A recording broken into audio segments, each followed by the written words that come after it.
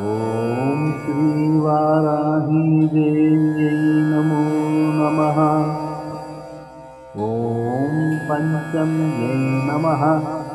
ॐ दण्डनाधिन्यै नमः।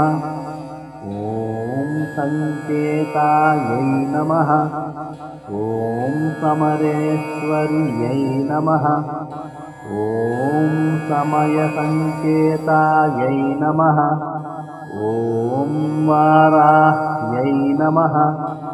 ॐ पोत्रिण्यै नमः।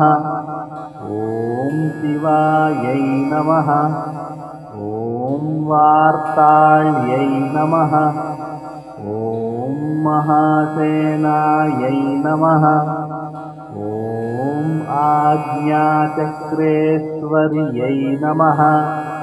ॐ अरिघ्न्यै नमः। इति वाराहीदेवी द्वादशनामस्तोत्रं सम्पूर्णम्।